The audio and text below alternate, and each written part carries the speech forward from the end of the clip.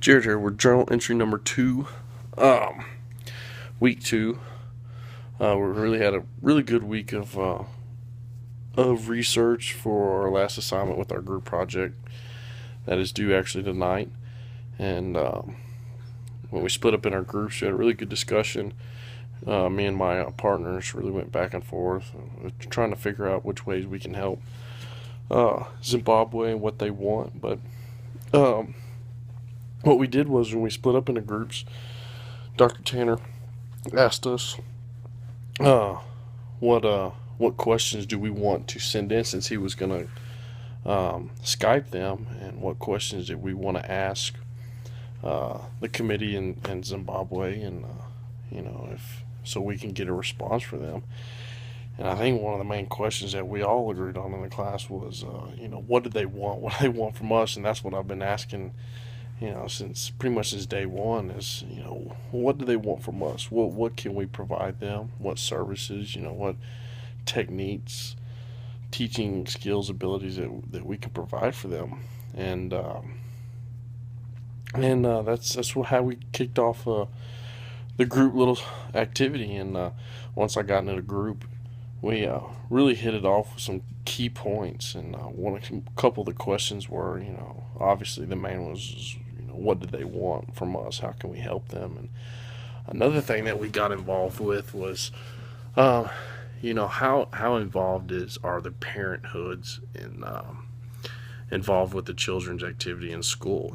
Do kids just learn what they learn in school and then go home, and parents have nothing to do, really with the kids' involvement in learning English in school? And I think that was one of the main questions, and what kind of threw up a big topic in group 2 and my group was, for a proposal would be, can we need to create something that kids take home, or that teachers give to the kids to take home to learn, and at home, because it really is a two-phase system with learning, education, or your basic fundamentals growing up as a kid is, and especially in America, with you learn stuff in school, but you take that knowledge and you translate it to things you do at the house. So parents are more involved, like I said, with the question, how involved are the parents with the kids learning?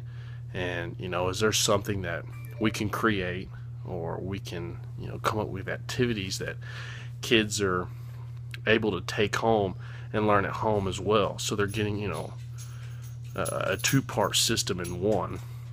And that was the main thing, is do we need to implement in the primary school system, so when they start learning in the primary and they get to the secondary, they're really they're communicating in English, they're having a better understanding of how to learn in English, and really just helps out. And it affects everybody. It affects the teachers, the kids, and also the parents that might not even learn English, that their kids are coming home excited about material that the parents may even be able to learn English. And but yeah, it was a great group discussion, and we talked about a lot of good things, and really excited to hear the feedback from what Dr. Tanner and the responses that the people in Zimbabwe, see if they can answer our questions and really get on the first step of figuring out a plan and implementing something into the process.